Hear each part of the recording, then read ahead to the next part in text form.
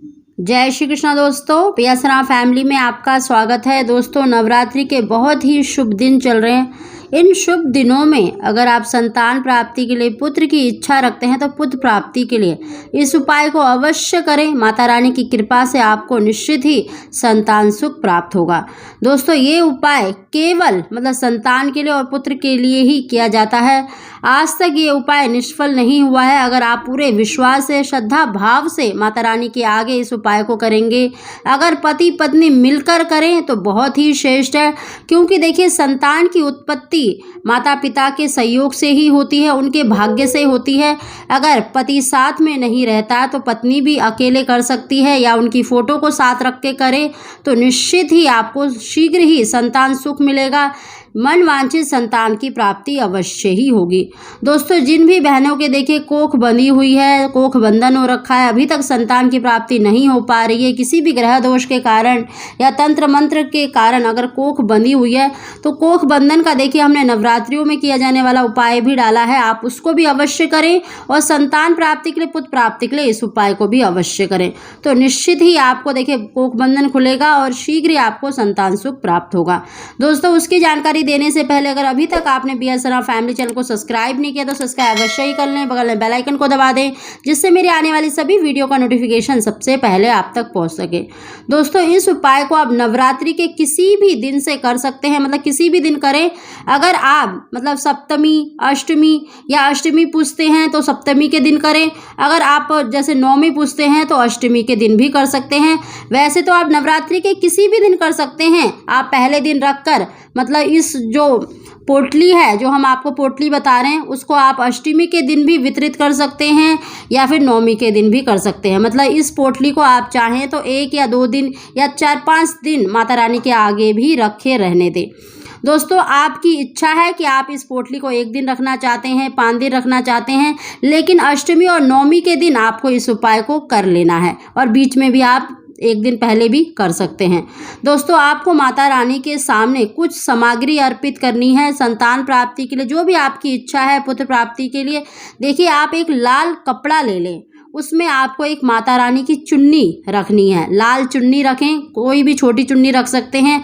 साथ ही आपको देखिए एक खिलौना रखना है, कोई भी खिलौना, छोटा बड़ा कोई सा भी रख सकते हैं। साथ ही आपको देखिए 5 फल रखने हैं। 5 अलग अलग फल भी रख सकते हैं, 5 केले भी रख सकते हैं। 5 केले भी रखें तो भी बहुत ही श्रेष्ठ है। दोस्तों, साथ ही आपको देखिए 3 सुपारी रखनी है। अगर कन्या की इच्छा रखते हैं, पुत्र की या सिर्फ संतान की इच्छा रखते हैं तो आप 3 सुपारी रख लें। अगर पुत्र की कामना रखते हैं तो आप 3 जायफल भी रख सकते हैं। साबुत जायफल आपको 3 रख लेना है। साथ ही आपको देखिए 1 रुपये का सिक्का रखना है और 1 जटा वाला नारियल रखना है। आप छोटा बड़ा कोई सा भी अपने साइज का ले सकते हैं। साथ ही आपको देखिए एक रुमाल रखना है जो नीला और काला नहीं होना चाहिए। लाल या पीला किसी भी रंग का ले सकते हैं, लेकिन नीला और काला नहीं होना चाहिए। आपको अगर रुमाल की जगह गमछा, जैसे जो आप, क्योंकि ये ब्राह्मण को देना है तो आप गमछा, जो स्वापी कहते हैं जिसे, वो ले सकते हैं। नहीं तो आप कोई भी छोटा रुमाल ले सकते हैं। दोस्तों, इसकी आपको देखिए एक पोटली बना लेनी है और माता रानी के आगे उनका पूजन करते हैं। जैसे नित्य प्रति आप पूजन करते हैं, उनके आगे धूप दीप जलाकर माता रानी से प्रार्थना करें कि हे माता रानी, ये हम संतान की इच्छा के लिए या पुत्र की इच्छा के लिए आपके चरणों में अर्पित कर रहे हैं। आप हमें संतान सुख प्रदान करें, या पुत्र की कामना है तो पुत्र प्रदान करें। इस तरह से आपको प्रार्थना करके माता रानी के चरणों में रख देना है। इस उपाय को देखिए पति पत्नी मिलकर करें तो ज़्यादा लाभ आपको मिलेगा। नहीं तो अगर वो कहीं और रहते हैं तो आप अकेले भी इस उपाय को करें या उनकी तस्वीर आप अपने साथ रख सकते हैं। इस तरह से ये उपाय आपको करना है।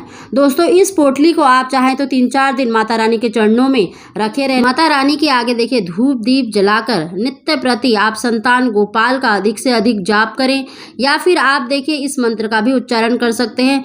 नंद गोप ग्रह जाता यशोदा गर्भ संभवा तथस्थो नाश्यामी विंध्याचल निवासनी। या संतान गोपाल मंत्र का देवकी सुत गोविंदा वासुदेव जगतपते देहि में तनेयम कृष्णा त्वाहम शरणम गता। दोस्तों इनमें से आप किसी भी मंत्र का मतलब उच्चारण कर सकते हैं। अगर ये मंत्र आप उच्चारित नहीं कर सकते तो आप माता रानी के किसी भी मंत्र का, दुर्गा चालीसा का या दुर्गा सप्तशती का पाठ अवश्य करें और माता रानी से नित्य प्रति अपनी इच्छा अवश्य बोलें, अपनी प्रार्थना अवश्य बोलें, जो भी आपकी इच्छा है संतान की, पुत्र की। दोस्तों ऐसा करने के बाद आप चाहे तो दूसरे दिन, चाहे तो अष्टमी के दिन या नवमी के दिन जो पोटली माता रानी को आपने अर्पित करी है उसमें से उस पोटली को खोलें। देखिए उस मतलब पोटली को ऐसे ही नहीं उठाना है, उससे पोटली से आप अपने किसी भी बड़े बुजुर्ग से, जो घर का बड़ा सदस्य हो, या अपने हस्बैंड से अपनी झोली अवश्य मतलब भरवानी है। आप अपना पल्लू आगे करके उसमें उस पोटली को रखवाएं, मतलब अपनी झोली अवश्य भरें। उसके बाद उस पोटली को आपको खोलना है और उसमें से आपने जो चुन्नी मतलब रखी थी वो माता रानी को अर्पित करनी है। आप चाहे तो अपने घर की माता रानी पर या मंदिर में जाकर भी माता रानी को उड़ा सकते हैं। साथ ही जो खिलौना है वो आप किसी भी बच्चे को दे सकते हैं, कन्या को मतलब लड़के को, किसी को भी दे सकते हैं। अगर आपको कोई ना मिले तो आप अपने लट्टू गोपाल जी के आगे भी अर्पित कर सकते हैं। दोस्तों जो 5 फल आपने चढ़ाए हैं वो आपको गाय को खिला देना है। आपने जो केले रखे हैं या अलग अलग फल, जो भी आपने फल रखे हैं वो गौ माता को आपको खिला देना है। साथ ही दोस्तों जो सुपारी या जायफल, जो भी आपने वस्तु रखी थी उनको आपको देखिए शिवलिंग पर चढ़ा देना है। अगर बहता हुआ पानी मिल जाए तो बहुत ही श्रेष्ठ है। अगर बाई चांस आपको बहता हुआ पानी ना मिले तो आप शिवलिंग पर मतलब उनको चढ़ा दें, अर्पित कर दें।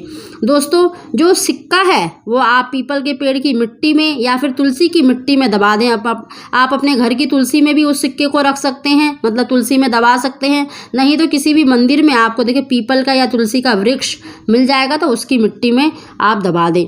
दोस्तों जो आपने देखिए जो स्वापी यानी जो रुमाल चढ़ाया है वो आपको किसी भी ब्राह्मण को दे देना है। कुछ दक्षिणा रखें, कुछ पैसे रख दें और उसके बाद आप किसी भी ब्राह्मण को, किसी भी पंडित जी को, मतलब मंदिर में जाएंगे तो वहाँ के पंडित जी को मतलब उनको दे दें, उनके चरण स्पर्श करें और उनसे आशीर्वाद प्राप्त करें।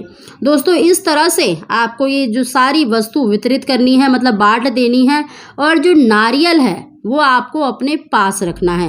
दोस्तों उस नारियल में से देखिए जो नारियल का बीज होता है, जहाँ पर 3 आँख होती है ना, वहाँ पर छोटा सा चावल के दाने जितना कह लीजिए या काली मिर्च जो होती है, ब्लैक पेपर, उतना ही बीज निकलता है सफ़ेद रंग का।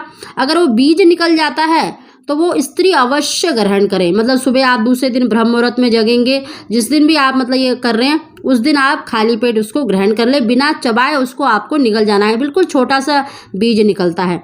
दोस्तों अगर बीज ना भी निकले तो जो नारियल का जो गिरी होती है, जो प्रसाद होता है, पति पत्नी ग्रहण करें, मतलब परिवार के सभी सदस्य उसको ग्रहण करें। निश्चित ही आपको माता रानी की कृपा प्राप्त होगी, माता रानी का आशीर्वाद आपको अवश्य ही प्राप्त होगा और आपको मनवांछित संतान की, पुत्र की प्राप्ति अवश्य ही होगी।